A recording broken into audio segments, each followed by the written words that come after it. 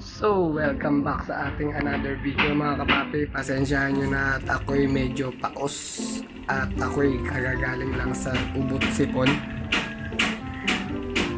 Yan, ubot sipon lang mga kapapi.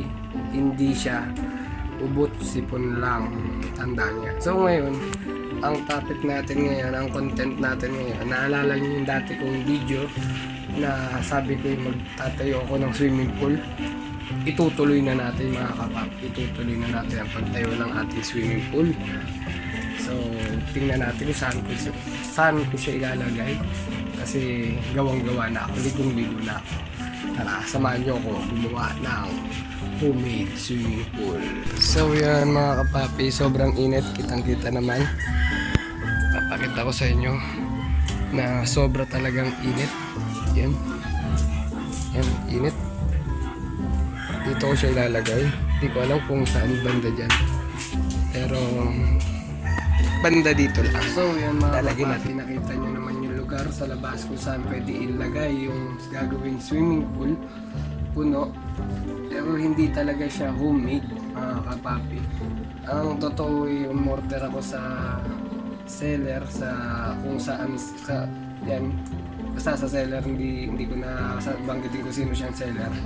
Siyempre medyo mahina ang aking boses mga kapapi, pero eto, in-order ko to. Yan, nakita nyo naman, best way. Yan.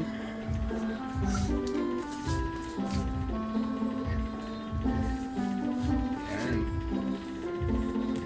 In-order ko siya sa seller kasi parang hindi ako mabaliw na gumawa ng kung ano medyo sa labas. Order na lang ako para pwede rin siyang ligpitin. So tingnan natin yung laman, tapos mamaya titesting natin. Alam, takot tayo. Kasi yan, tapos mamaya titestingin natin, lalagyan natin siya ng hangin. Yan, may panghangin naman ako dito mga kapapi. Wala siyang kasamang panghangin ha. Wala siyang kasamang panghangin. Ere ang aming panghangin. Isasaksak lang siya. 220. Sasaksak sa 220.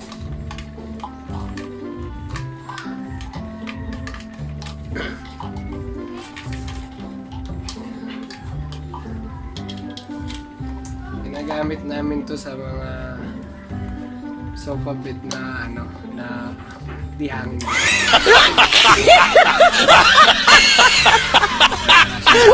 Masakit. Ang lakas mga kapapi.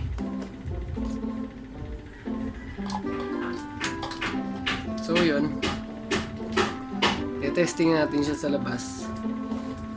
Hanginan muna natin, tingnan natin kung meron siyang butas, kasi alam ko naman bago siya. Yan, imagine, magsiswimming ka namin. Yan, swimming. Tanggalin mo yan. So yun.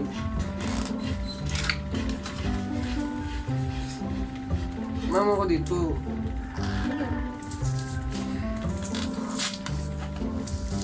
Yes. Unboxing. Yan pala ang tawag dito mga kapapi. Unboxing.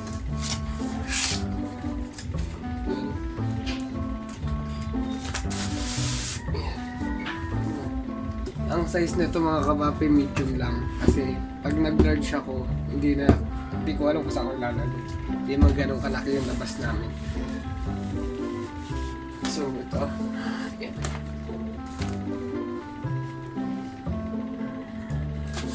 Ang nakakatawa pa pala mga kapapi, hindi ko nabanggit. Kadarating lang ngayon itong umaga, pero walang walang tubig. Paano gagamitin? So, testing natin sa labas. Let's go.